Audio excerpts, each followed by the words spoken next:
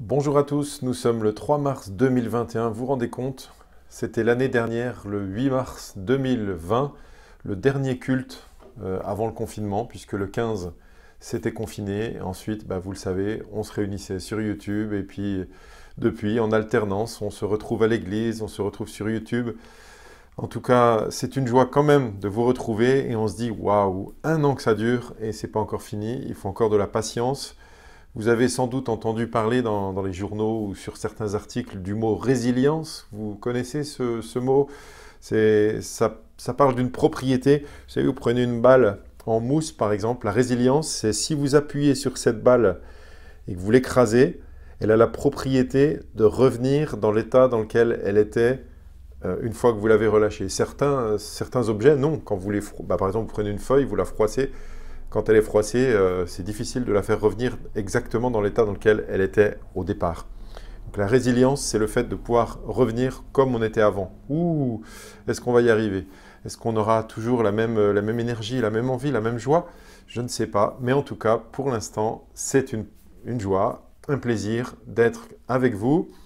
Je vous rappelle quand même que depuis quelque temps déjà, depuis début décembre, nous avons repris les cultes à l'église. Donc si vous avez envie de vous inscrire, même si vous venez d'un petit peu loin, j'en sais rien, on ne sait jamais, eh bien vous pouvez vous inscrire. Vous trouvez sur le site de l'église, église-baptiste-joinville.com, le lien. Et sinon, si vous faites partie de l'église, vous recevez le lien. Pensez à vous inscrire en début de semaine pour le dimanche, pour être sûr d'avoir de la place. Voilà, eh bien on commence par chanter et puis on se retrouve ensuite pour la suite du message sur Élie qui va aller à la montagne de Dieu. À tout à l'heure.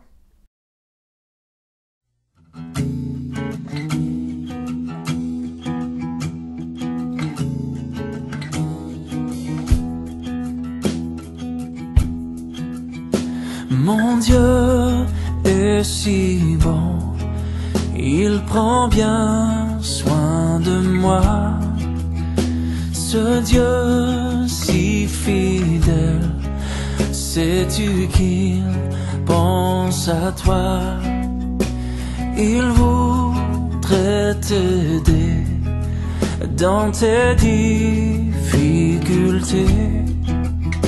mais il faut que tu viennes à lui tel que tu es. Dieu sait si bien ce qui te semble lourd, qui te fait mal, te trouble chaque jour. Il connaît tes besoins, ta peur du lendemain. Avec mon Dieu, tu sais tout ira bien. Oh. Il vit à jamais, c'est un Dieu tout-puissant. Il te répondra, viens à lui simplement. Quand tout semble noir, triste et désespéré, sais-tu que là-haut, tu n'es pas oublié? Non. Dieu sait si bien ce qui te semble lourd, qui te fait mal, te trouble chaque jour. Il connaît tes besoins, ta peur du lendemain. Oh, avec mon Dieu, tu sais tout ira bien.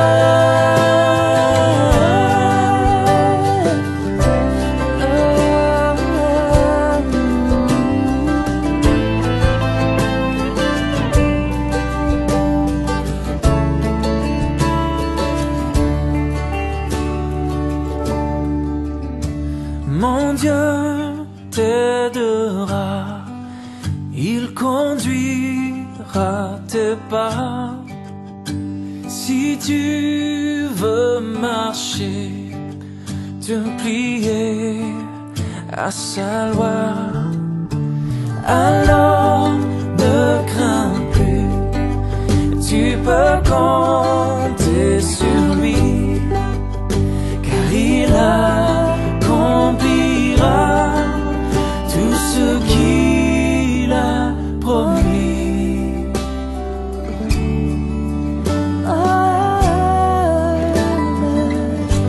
Mon Dieu est si bon.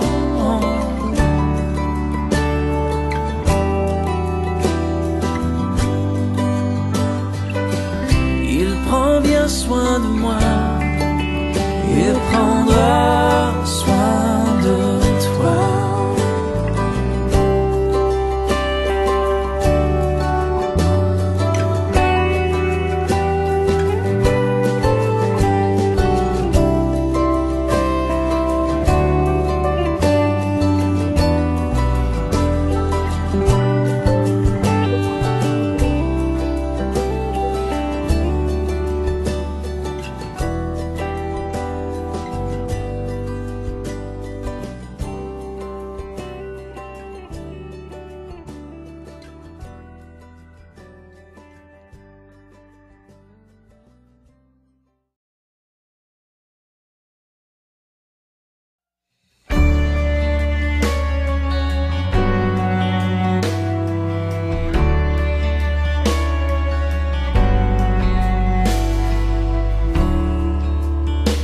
Es-tu brisé par tant de douleurs, affaibli par ce si grand fardeau? Jésus t'appelle. As-tu cherché sans jamais trouver, assoiffé d'une source de vie? Jésus t'appelle.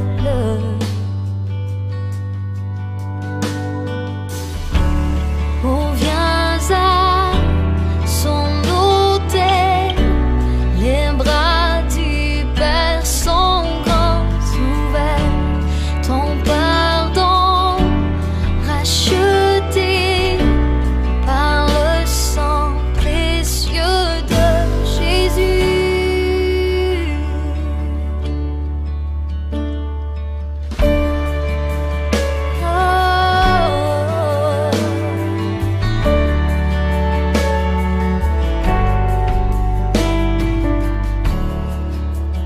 Laisse là tes erreurs, tes regrets. N'attends pas, viens à lui aujourd'hui. Jésus t'appelle. Oh, tes chagrins il changera en joie. Une vie naîtra de la poussière. Jésus t'appelle.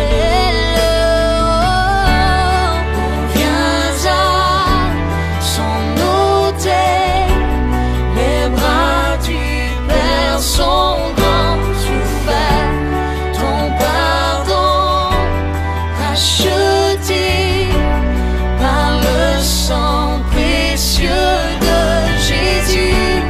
Oh, viens à son autel, les bras du Père sont grands ouverts, ton pardon racheté par le sang précieux de Jésus.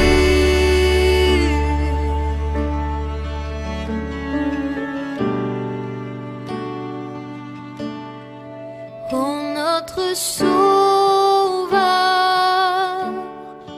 n'est-il pas merveilleux? Chante Alléluia, Christ est vivant. Un genou devant lui, car il est Seigneur de tout. Chante Alléluia, Christ est vivant.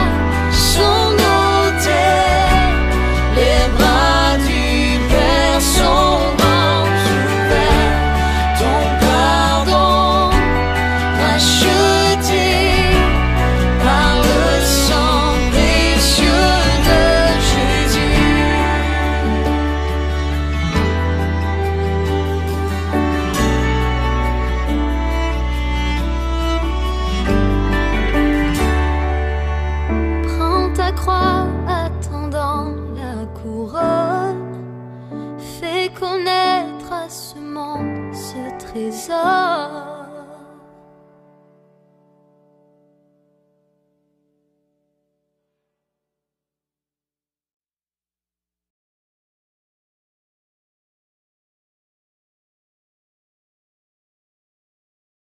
On continue toujours avec notre même série. Comment lire le récit biblique ou encore comment lire des histoires. Exact. Et un élément parmi les plus essentiels d'une bonne histoire est celui des personnages qui doivent faire face à un défi pour arriver à le surmonter. Parlons justement des personnages. Dans la plupart des histoires, on s'identifie facilement aux personnages car tout comme eux, nous avons nos propres histoires avec nos propres défis à surmonter. Oui, les bonnes histoires ont des personnages ayant des problèmes qui nous parlent. On peut les voir traverser ces difficultés de différentes manières et aussi observer la tournure des événements. Un auteur peut se servir des personnages pour nous montrer sa perception de la condition humaine et la Bible ne déroge pas à la règle. Les personnages de la Bible servent de miroir nous permettant de nous regarder pour découvrir le reflet de notre propre nature humaine.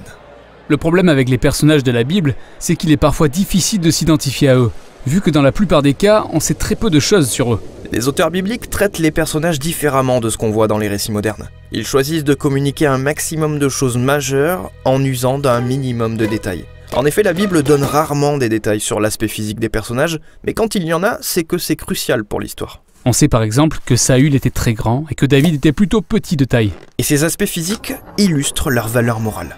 Ainsi, la taille de Saül révèle son attachement au statut et au pouvoir pour affirmer son autorité, alors que David accepte humblement son faible statut, permettant à Dieu de l'élever et de lui venir en aide. Donc l'apparence physique des personnages est symbolique ? Oui, très souvent. Tout comme le corps velu d'Ésaü rappelle sa nature brute tel un animal, et la peau douce de Jacob correspond à sa glissante nature versatile de roublard. Quel autre indice avons-nous sur les personnages bibliques ? On a aussi les noms des personnages qui très souvent en disent long sur leur rôle dans l'histoire.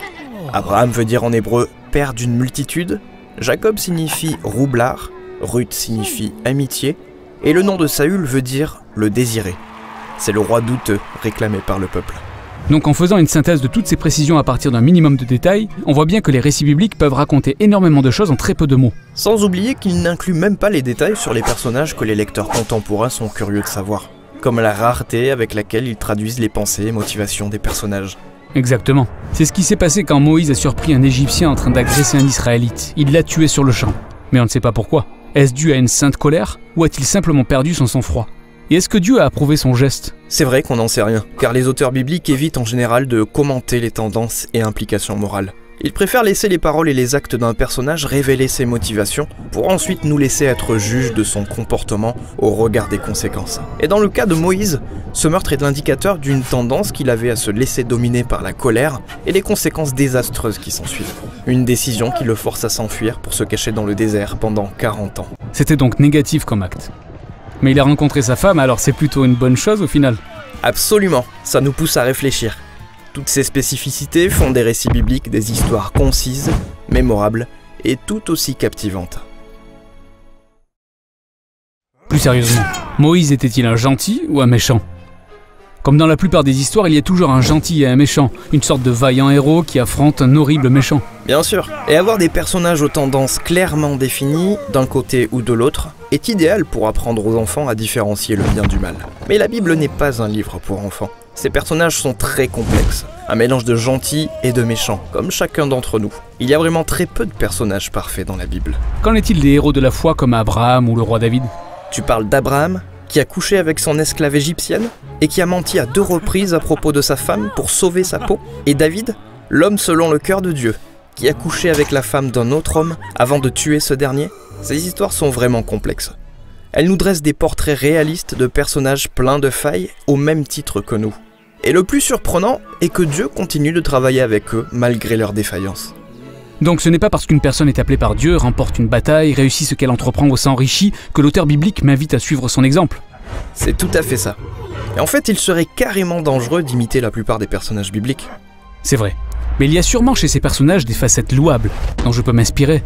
Absolument. En y regardant bien, tu verras que la plupart des histoires de la Bible mettent l'accent sur les moments où les personnages montrent leurs limites, ou sont au bout du rouleau, avant de choisir d'avoir une confiance aveugle en la grâce et la sagesse de Dieu.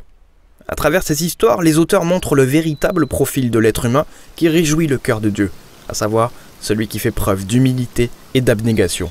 Oui, le fait que Dieu ne lâche jamais les personnages bibliques en dit long sur sa patience et son amour, qui est lui aussi un acteur de ces histoires.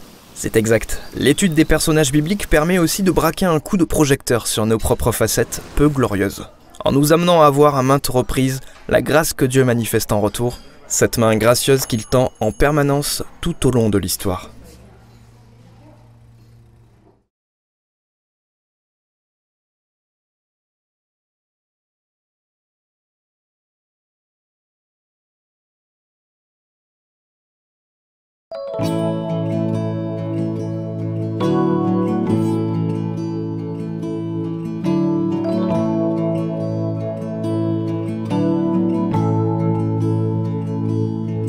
Tu as voulu des enfants unis, qu'il en soit ainsi.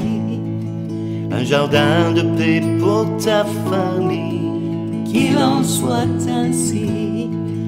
Et nous voilà tous ensemble, prêts à faire ta volonté. S'il est vrai qu'on te ressemble, donne-nous ta sainteté.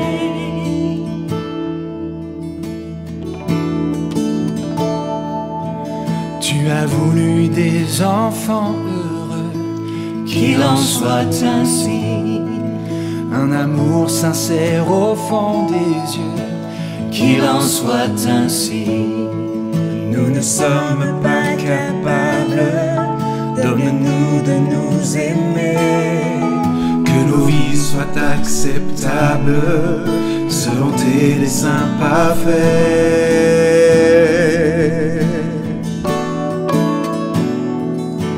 Et nous serons enfin ce temple, ce palais où tu demeures, où ton cœur de Père nous comble de sa grâce.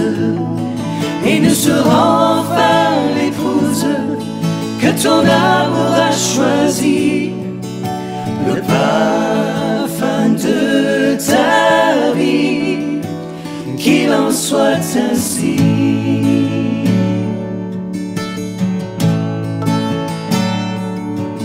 Tu as voulu ton trône établi, qu'il en soit ainsi. et ton règne sur tout le pays, qu'il en soit ainsi. nous irons dans ta confiance, enflammés de ton esprit, proclamés dans ta puissance. Salut de Jésus-Christ.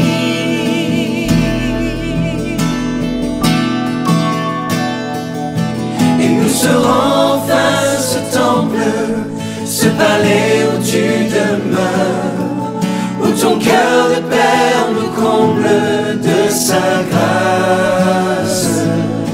Et nous serons enfin l'épouse que ton amour a choisi, le parfum de ta vie, qu'il en soit ainsi.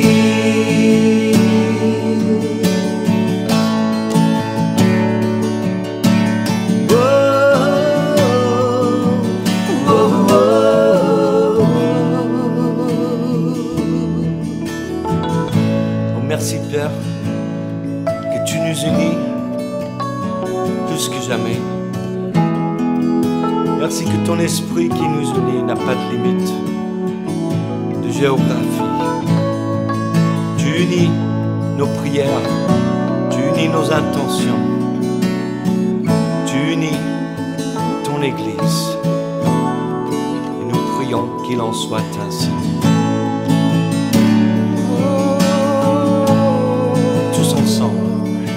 Et nous serons enfin ce temple, ce palais où tu demeures, où ton cœur de Père nous comble de sa grâce. Et nous serons enfin l'épouse que ton amour a choisi, le parfum de ta vie, le parfum de ta vie, le parfum de ta vie, le parfum de ta vie, qu'il en soit ainsi.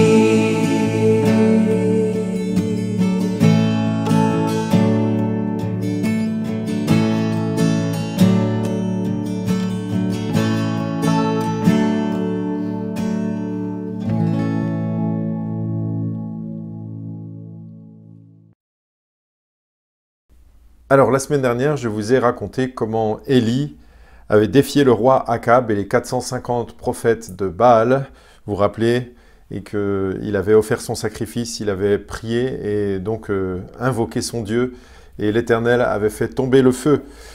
Ensuite, nous avons vu que Jézabel, la femme d'Akab, donc la reine, avait menacé de mort Élie et qu'Élie avait fui. Nous en étions arrivés au moment où un ange avait donné à manger et à boire à Élie pour qu'il se relève. Et Élie avait mangé et bu, s'était recouché, puis l'ange avait à nouveau préparé à manger et à boire pour Élie, l'avait encore réveillé, Élie a mangé et bu, et avec la force que lui avait donné cela, cette nourriture et cette eau, eh bien, il a marché pendant 40 jours et 40 nuits, il est allé jusqu'à la montagne de Dieu, à Horeb, et je vous avais laissé comme ça en plein suspense en disant, bah ouais, c'est dans 1 Roi, chapitre 19, si ça vous intéresse, lisez-le. Je ne sais pas, peut-être qu'il y a parmi vous certains qui ont eu la curiosité d'aller voir ce qui s'était passé. Eh bien, vous vous rappelez donc, c'est dans 1 Roi chapitre 19, alors on va le lire aujourd'hui. Oui, je vais quand même aller dans la suite. Donc 1 Roi chapitre 19, on va lire aujourd'hui du verset 8 au verset 18. Élie se leva, mangea et but, puis avec la force que lui donna cette nourriture, il marcha 40 jours et 40 nuits jusqu'à la montagne de Dieu, jusqu'à Horeb. Là, il entra dans la grotte et y passa la nuit. Or, la parole de l'Éternel lui fut adressée. « Que fais-tu ici, Élie » Il répondit, « J'ai déployé tout mon zèle pour l'Éternel, le Dieu de l'univers. En effet, les Israélites ont abandonné ton alliance, ils ont démoli tes autels et ont tué tes prophètes par l'épée. Je suis resté moi seul et ils cherchent à m'enlever la vie.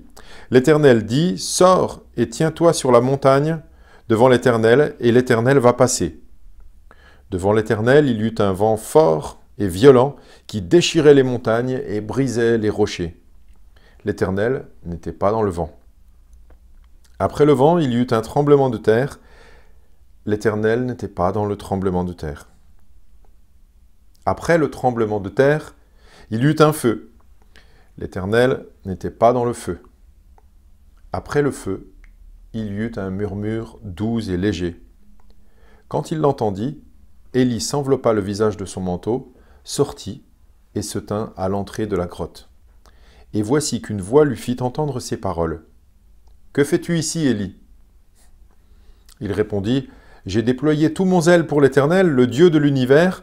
En effet, les Israélites ont abandonné ton alliance, ils ont démoli tes autels et ont tué tes prophètes par l'épée. Je suis resté, moi, seul, et ils cherchent à m'enlever la vie. » L'Éternel lui dit, « Vas-y, poursuis ton chemin dans le désert jusqu'à Damas. Une fois arrivé là-bas, tu consacreras par onction Hazaël comme roi de Syrie. Tu consacreras aussi par onction Jéhu, le petit-fils de Nimshi, comme roi d'Israël. Et tu consacreras par onction Élisée, le fils de Shaphat d'Abel-Méhola, comme prophète à ta place. Celui qui échappera à l'épée de Hazaël, Jéhu le fera mourir. Et celui qui échappera à l'épée de Jéhu, Élisée le fera mourir. Mais je vais laisser en Israël 7000 hommes. Ce sont tous ceux qui n'ont pas plié les genoux devant Baal et dont la bouche ne l'a pas embrassé. » Alors avant de parler de ce texte, nous allons déjà voir qu'il y a beaucoup de ressemblances entre Élie et Moïse. Ensuite, nous verrons bien comment Dieu a parlé à Élie dans ce texte et ce qu'il lui a dit. Et puis enfin, nous verrons que Élie est un personnage très important et qu'on retrouve dans la Bible, notamment dans le Nouveau Testament. On entend parler de lui bien souvent. Alors commençons déjà par les ressemblances entre Élie et Moïse. Vous avez remarqué, il nous est dit que Élie marcha jusqu'à la montagne de Dieu, jusqu'à Horeb. Peut-être ceux qui lisent la Bible régulièrement, j'espère qu'il y en a parmi vous, ont déjà vu ce mot, la montagne Horeb. Horeb, c'est la même chose que le mont Sinaï, et c'est l'endroit où Moïse a rencontré Dieu pour la première fois. Vous vous rappelez, il était dans le désert, il était parti, il avait quitté le palais de Pharaon, il avait fui, et puis là, on trouve ça dans le livre de l'Exode au chapitre 3.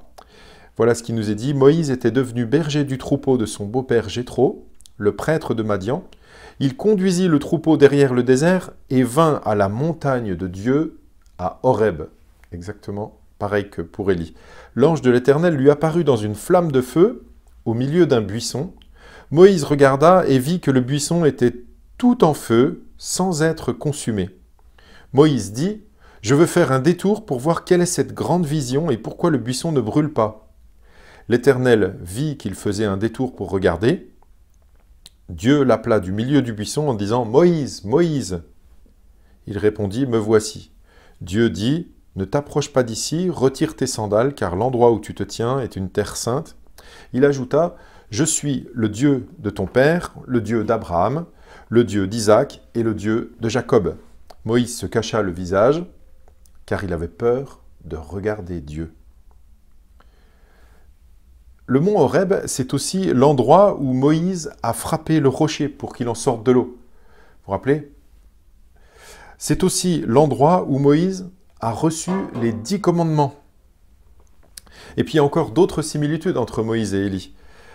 Par exemple, on voit dans Exode au chapitre 19 une ressemblance au niveau de tous les phénomènes naturels qu'on a vus chez Élie.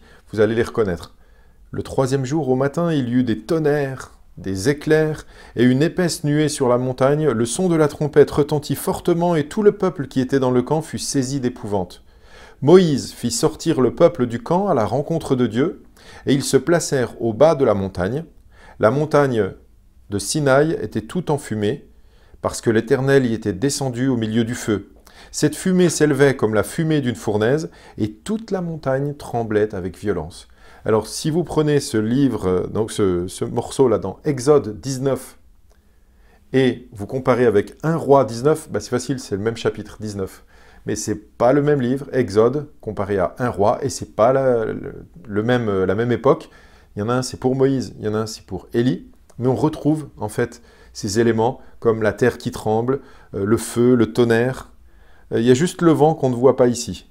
On ne sait pas s'il y en a, vraiment. Encore d'autres ressemblances. Vous avez vu dans notre texte du jour, Élie était découragé et il a demandé la mort à Dieu en disant « Reprends-moi la vie puisque je ne suis pas meilleur que mes pères ». Eh bien, Moïse, lui aussi, à un moment, a demandé la mort parce qu'il était découragé par tout ce qu'il avait à faire et c'était trop lourd. C'est le peuple qui était sorti, donc Moïse avait fait sortir le peuple d'Égypte, et puis là, quand ils étaient délivrés, ils ont fini par râler, pleurer, et puis râler vraiment, qu'ils avaient du pain en Égypte et que là, ils n'en ont pas. Et puis après, Dieu leur avait donné la manne, donc ils pouvaient faire du pain, ils ramassaient cette petite céréale, ils pouvaient faire du pain avec, et maintenant, ils se mettent à pleurer pour avoir de la viande. On trouve ça dans Nombres, chapitre 11, et Moïse dit à Dieu, « Où prendrai-je de la viande pour donner à tout ce peuple? Car il pleure auprès de moi en disant, « Donne-nous de la viande à manger. Je ne puis pas à moi seul porter tout ce peuple, car il est trop pesant pour moi. Plutôt que de me traiter ainsi, tue-moi, je te prie, si j'ai trouvé grâce à tes yeux, que je ne vois pas mon malheur. » Comme grand homme de Dieu, Moïse, Élie, ils passent par un moment où ils n'en peuvent plus et ils préfèrent la mort apparemment à la vie. Remarquez, ils ne se suicident pas, ils demandent à Dieu de les tuer, mais Dieu ne le fait pas. Moïse a fui la colère de Pharaon et Élie a fui la colère d'Akab, le roi aussi. Moïse a dû affronter Pharaon. Par la suite, il y avait une opposition frontale jusqu'à la sortie d'Égypte. Élie a dû affronter Akab, le roi, et les 450 prophètes de Baal et les 400 prophètes d'Astarté. Moïse a passé 40 jours sur la montagne, le mont Horeb, pour recevoir les paroles de l'Alliance. Eh bien, Élie, lui, a marché 40 jours et 40 nuits pour aller jusqu'à la montagne de Dieu à Horeb. Vous voyez, il y a quand même beaucoup de choses qui sont similaires entre Moïse et Élie. On voit que ce sont tous les deux des grands hommes de Dieu qui sont mentionnés dans la Bible à beaucoup d'endroits, beaucoup de reprises, comme étant loués, vantés. Eh bien, ils ont ce rôle important, mais ils ont aussi des failles, des faiblesses, des difficultés. N'est-ce pas normal que nous en ayons nous aussi? D'ailleurs, on retrouve ce duo, Moïse et Élie, dans le Nouveau Testament, à un moment, sur une haute montagne, je ne sais pas si vous vous rappelez, au moment de la transfiguration. Voilà ce qui nous est dit donc dans Matthieu chapitre 17. 6 jours après, Jésus prit avec lui Pierre, Jacques et Jean, et il les conduisit à l'écart sur une haute montagne. Il fut transfiguré devant eux, son visage resplendit comme le soleil, et ses vêtements devinrent blancs comme la lumière. Et voici que Moïse et Élie leur apparurent. Ils s'entretenaient avec lui. Moïse, c'est le représentant de la loi, Élie, le représentant des prophètes, et tous les deux sont là avec Jésus. Tous les deux, donc, des grands hommes de Dieu qui ont vécu aussi, et c'est important de le voir dans la Bible, des moments difficiles, de l'opposition, de la peur et du découragement. Alors, si ce genre d'épreuves, de difficultés arrive à ces grands hommes de la Bible, ça ne vous étonnera pas que ça nous arrive à nous aussi de temps en temps. Peut-être à vous. Comme eux, nous pouvons compter sur Dieu. Ouais, c'est lui qui est à nos côtés et qui peut nous relever. Il peut nous parler, parfois d'une manière inattendue. C'est ce qui s'est passé pour Élie. Remarquez, Élie écoutait la parole de Dieu. Il était prophète et Dieu lui parlait.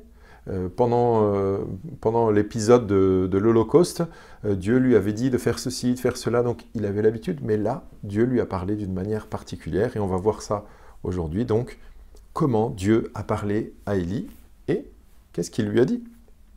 Eh bien, Élie, donc vous vous rappelez, il a marché 40 jours, 40 nuits, il est arrivé à la montagne de Dieu, et il rentre dans une grotte pour dormir.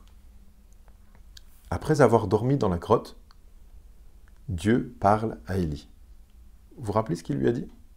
« Que fais-tu ici, Élie? Que fais-tu ici, Élie ?» Alors Élie répond, « J'ai déployé tout mon zèle pour l'Éternel, le Dieu de l'univers. » Ah ben oui.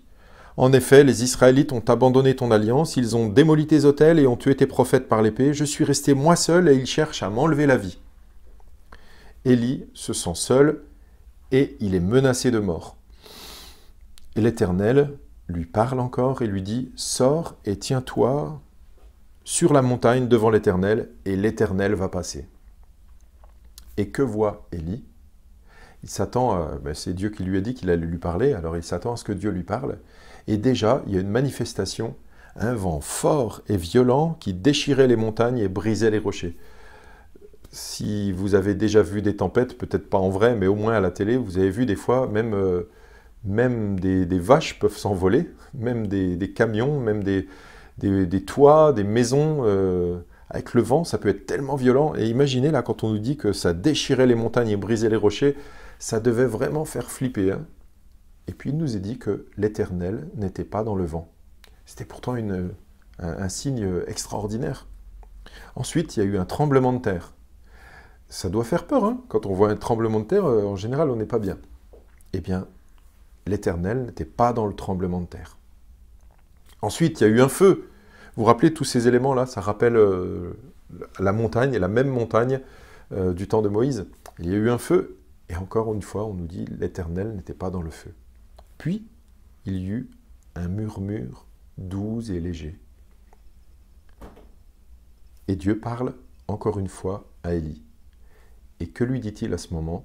Il lui dit « Que fais-tu ici, Élie ?» C'est la deuxième fois. Il lui pose exactement la même question. « Que fais-tu ici, Élie ?» Élie répondit la même chose que la première fois. « J'ai déployé tout mon zèle pour l'Éternel, le Dieu de l'univers. En effet, les Israélites ont abandonné ton alliance, ils ont démoli tes autels et ont tué tes prophètes par l'épée. Je suis resté, moi seul, et ils cherchent à m'enlever la vie. » Et Dieu lui donne une direction. Dieu ne lui dit pas tout de suite « Oh ben, t'inquiète pas, je suis là avec toi et tout. » Non, Dieu lui donne une direction et une mission. En effet, Élie, qui était découragé, qui se sentait abandonné de tous, Dieu va lui parler de ce qu'il doit faire maintenant. Et où aller? Que faire? Parfois, c'est important, on ne sait pas trop où on en est et on a besoin d'une direction. Eh bien, Dieu lui a parlé de cela en premier, là. Et voilà ce qu'il lui dit. C'est peut-être pas le truc qu'on apprend par cœur en général, qu'on a repéré quand on lit le texte, mais voilà, c'est ce qui est important pour Élie de faire maintenant. Il était parti du nord, du pays, il était descendu tout au sud, dans le désert, et Dieu lui dit de partir au nord et même dépasser le nord du pays pour aller jusqu'en Syrie. Il lui dit, voilà, tu vas aller et consacrer par onction, donc, le nouveau roi de Syrie, le nouveau roi d'Israël aussi, puisque Akab est complètement dévoyé, il a détourné tout le peuple et lui-même de Dieu pour aller vers les Baals et Astarté. Donc, il y aura un nouveau roi d'Israël, et puis, il y aura aussi un nouveau prophète pour remplacer Élie, et celui-là, ça sera Élisée. Dieu donne donc cette mission à Élie d'aller oindre par onction 3 personnages. Le peuple d'Israël s'était détourné, et maintenant, il fallait le ramener à Dieu. Et Élie montre que justement, Dieu montre à Élie qu'il a tort de croire qu'il est seul. Et là, c'est une parole qui a dû sans doute aussi le réconforter. Il a dû être surpris, mais ça a dû le réconforter aussi, parce qu'il lui dit qu'il n'est pas resté seul. Voici, il lui dit, mais je vais laisser en Israël 7000 hommes, ce sont tous ceux qui n'ont pas plié les genoux devant Baal, et dont la bouche ne l'a pas embrassé. Parfois, on a l'impression d'être seul, que personne ne nous comprend, que personne ne s'intéresse... Enfin, là, pour lui, en tout cas, c'était l'impression d'être le seul chrétien, c'était pas chrétien dans le sens Christ, mais le seul à être fidèle à Dieu. Et nous, ça peut nous arriver d'avoir l'impression des fois d'être un peu tout seul. Et là, Dieu lui rappelle, tu n'es pas seul, il y en a 7000 autres. Et Élie a donc continué à servir Dieu. Il a été réconforté et encouragé, et il a repris sa mission. Sachez que Élie n'a pas tout de suite oint par onction et arrêté sa mission. Quand il a oint par onction Élisée, il a continué aussi. Vous pourrez continuer la lecture du premier livre des rois, au chapitre 20, 21, 22 et suivant. Vous verrez qu'Élie a encore eu beaucoup à faire, et il l'a fait sans doute avec joie et avec zèle pour le Seigneur. Et c'est tellement important tout ce qu'il a fait, qu'il est encore mentionné à plusieurs endroits dans la Bible, et notamment donc dans le Nouveau Testament. Mais juste avant de le voir, Élie, encore dans le Nouveau Testament, sachez que le dernier livre de l'Ancien Testament, qui est le livre de... Vous le savez, Malachie, eh bien, voici ce qu'il est dit au chapitre 3. « Souvenez-vous de la loi de mon serviteur Moïse, je lui ai donné en Horeb, vous vous rappelez la montagne de Dieu, pour tout Israël des prescriptions et des règles. Je vous enverrai le prophète Élie, avant que n'arrive le jour de l'Éternel, ce jour grand et redoutable.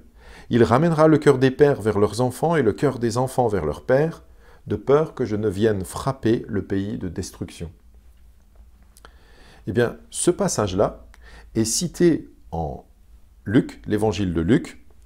C'est l'ange qui annonce à Zacharie qu'il va avoir un fils. Et il lui dit, il va avoir un fils, et d'ailleurs ce fils c'est Jean-Baptiste, et voici ce que l'ange lui dit. Il ramènera beaucoup d'Israélites au Seigneur, leur Dieu. Il marchera devant Dieu avec l'esprit et la puissance d'Élie pour ramener le cœur des pères vers leurs enfants et les rebelles à la sagesse des justes, afin de préparer pour le Seigneur un peuple bien disposé. Oui, vous l'avez entendu, l'ange annonce à Zacharie que son fils devra s'appeler Jean, et ce sera lui qui baptisera, donc Jean-Baptiste, et que cet enfant, Jean-Baptiste, il aura la puissance d'Élie, et il y a la citation du passage de Malachie dans l'Ancien Testament. Pourquoi ? Pour ramener le cœur des pères vers leurs enfants et les rebelles à la sagesse des justes. Oui, en fait, dans l'Ancien Testament, dans Malachie, il était annoncé que le prophète Élie devait revenir avant le Messie. Et donc, tout le monde attendait Élie.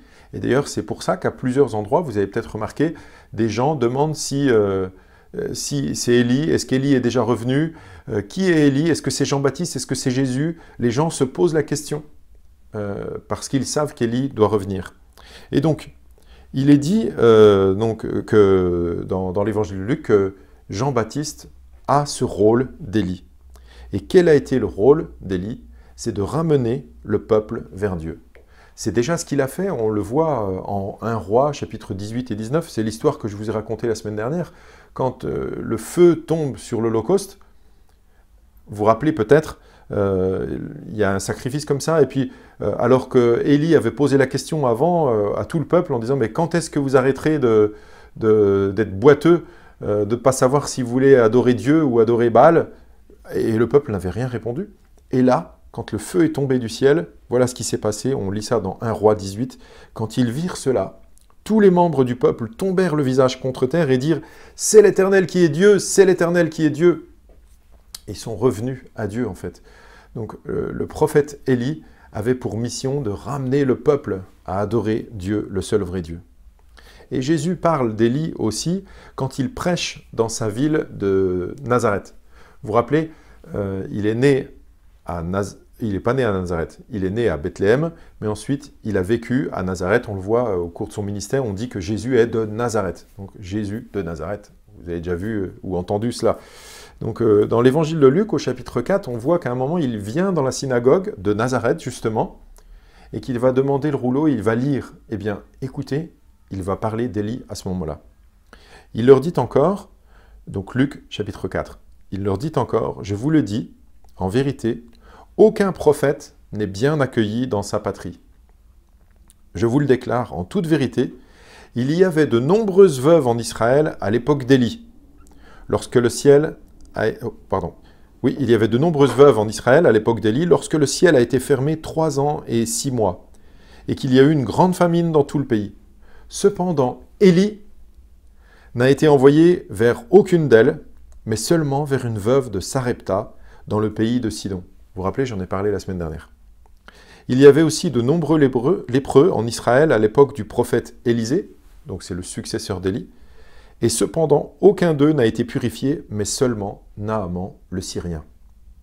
Ils furent tous remplis, alors les auditeurs de Jésus, ils furent tous remplis de colère dans la synagogue lorsqu'ils entendirent ces paroles. Ils se levèrent, le chassèrent de la ville et le menèrent jusqu'à un escarpement de la montagne sur laquelle leur ville était construite, afin de le précipiter dans le vide. Mais Jésus passa au milieu d'eux et s'en alla. Eh bien, Jésus est en train de parler d'Élie, il est en train de parler aussi d'Élisée et de ce qui se passe à cette époque. Et il leur dit, vous savez, à l'époque d'Élie, en fait, il y avait beaucoup d'Israélites, beaucoup de membres du peuple de Dieu. Et pourtant, quand il y a eu la famine, Dieu n'a pas envoyé Élie pour secourir des gens d'Israël, mais chez une femme, on nous dit, qui habitait dans le pays de Sidon. C'était pas c'était pas du peuple de Dieu. Et en fait, il leur dit ça pour les interpeller, un peu les faire réagir. Et vous vous rendez compte, Dieu n'a pas envoyé Élie pour secourir quelqu'un de son peuple, mais à l'extérieur, parce que son peuple était corrompu. Alors eux, quand ils ont entendu ça, évidemment, vous voyez, ils se sont remplis de colère et ils ont essayé de précipiter Jésus dans le vide. En fait, ils voulaient tuer Jésus, un peu comme, en fait, Jézabel voulait tuer Élie, pour s'en débarrasser, pour complètement faire disparaître l'Éternel, le Dieu d'Israël. Elle avait déjà commencé, puisqu'elle avait tué quasiment tous les prophètes, sauf Élie. Les prophètes de l'Éternel, elle les avait fait tuer, en fait. Donc là, Jésus arrive, il nous est dit, mais Jésus passa au milieu d'eux et s'en alla. Eh bien, je ne sais pas si vous le savez, mais c'était la ville de naissance de Jésus, Nazareth. Il est allé ici, et il est dit d'ailleurs, aucun prophète n'est bien accueilli dans sa patrie. Et c'est la dernière fois que Jésus est entré dans cette synagogue à Nazareth, pourtant sa ville de naissance. Ils auraient pu profiter de lui dans le sens que il l'aurait accueilli et c'était sa ville, il y serait venu avec joie. Mais c'est pas comme ça que ça s'est passé en fait. Ils l'ont rejeté, ils ne voulaient pas de lui, comme ils n'ont pas voulu d'Élie à son époque. Rejeter Dieu peut être fatal. Ça peut être la dernière fois que Dieu se présente à quelqu'un pour présenter l'offre du salut. Quand Jésus a envoyé ses disciples 2 par 2, je ne sais pas si vous vous rappelez, il leur a dit d'aller annoncer l'évangile, d'entrer et d'aller chez quelqu'un et d'annoncer l'évangile. Et puis d'y rester, d'y demeurer. Et si dans le village où ils entraient, on ne les accueillait pas et on les rejetait, on ne voulait pas les accueillir parce qu'ils annonçaient les paroles de Jésus. Rappelez-vous, Jésus leur disait « Vous secouez même la poussière de vos pieds et vous dites à cette ville que le malheur tombe sur eux, enfin que leur péché retombe sur eux. En tout cas, qu'ils ne veulent même pas garder la poussière de cette ville ou de ce village dans leurs pieds, sous leurs pieds. Ils s'en vont et c'est fini. » Donc, si nous rejetons Dieu, ça peut être aussi définitif. Ça peut être grave. Élie est donc cet homme qui était dans l'Ancien Testament, celui qui a ramené le peuple d'Israël, en tout cas une partie, à adorer Dieu. Élie a vécu des moments difficiles, et ça nous arrive aussi. Hein. Je le sais, des moments où on n'est pas bien, où on se demande ce qui nous arrive. On a vu que c'est arrivé aussi à Moïse. C'est difficile, mais c'est comme ça. Il faut les traverser, ces moments. On peut être aidé, encouragé. Mais j'aimerais terminer en vous disant peut-être que en entendant parler de la montagne de Dieu à Horeb, que Dieu allait parler à Élie, ça vous a peut-être créé quelque chose, une soif, une envie. Vous voulez entendre Dieu vous parler. Enfin, je ne sais pas, mais je suppose. Vous voudriez entendre Dieu vous parler. Vous aimeriez bien, mais vous dites « Ah, est-ce que c'est possible encore aujourd'hui? J'aimerais que Dieu me parle. » Vous voulez que Dieu vous guide, vous conseille, vous donne des directions. Rappelez-vous, c'est ce qui est arrivé à Élie. Il lui a donné une direction. Tu vas aller là et tu vas faire ceci, tu vas faire cela. Vous avez envie d'aller à cette montagne de Dieu, vous aussi.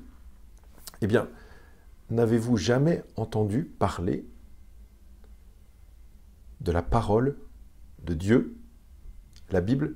Quand on parle de la Bible, on dit que c'est la parole de Dieu, et que la parole de Dieu, elle est bonne pour nous nourrir chaque jour, comme le pain.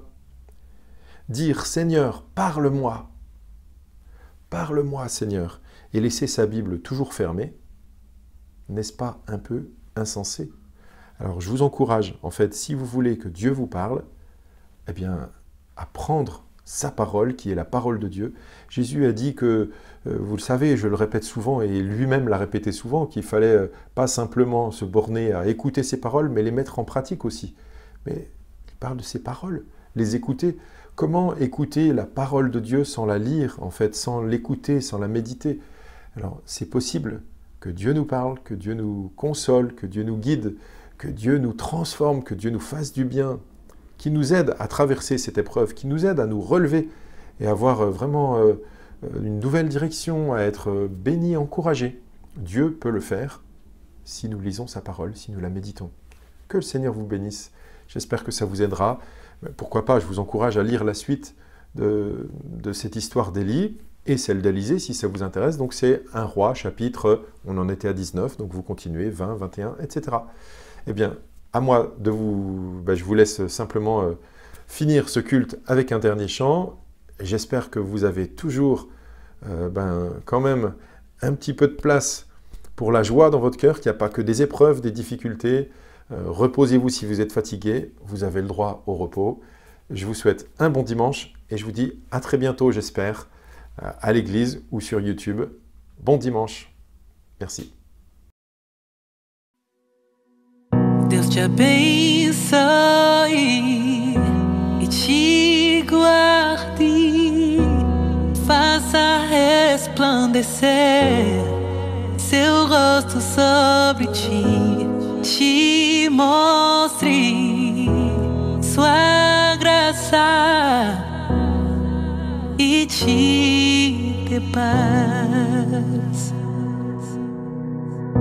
Que Dieu te bénisse et te garde, que sa face luise sur toi et t'accorde sa grâce, qu'il tourne sa face vers toi et te donne sa paix.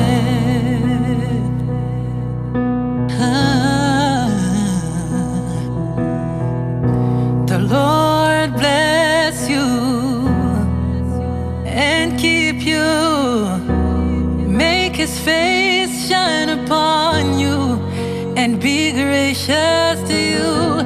The Lord turn His face towards you and give you peace.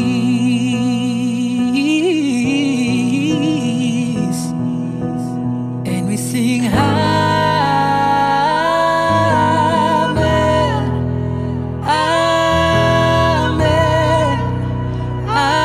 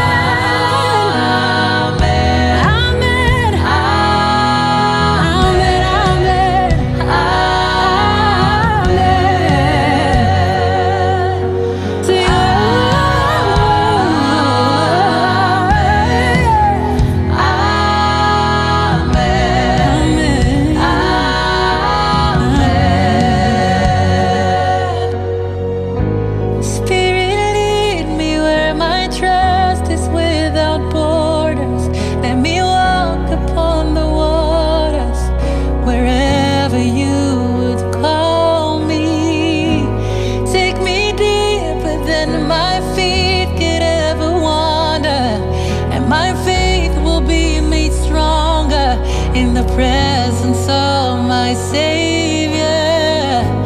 Guia-me pra que em tudo em ti confie. Sobre as águas eu caminhe, por onde quer que chames. Leva-me mais fundo do que já estive. Minha fé será mais forte, Senhor, em tua presença.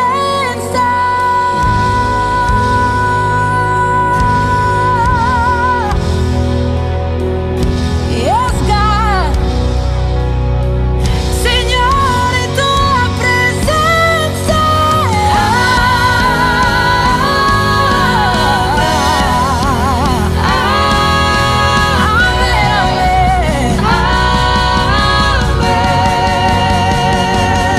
Minha esperança me apoia por amigos de geração.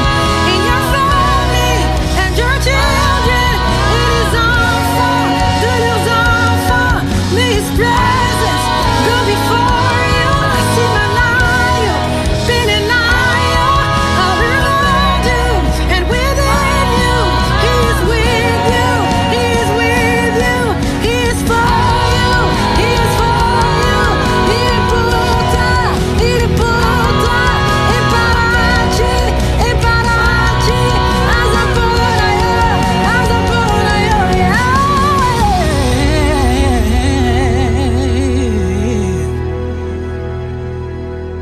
Deus te abençoe. Que Dieu te bénisse. God bless you. Zamba Pambulayo. 하나님의 축복합니다.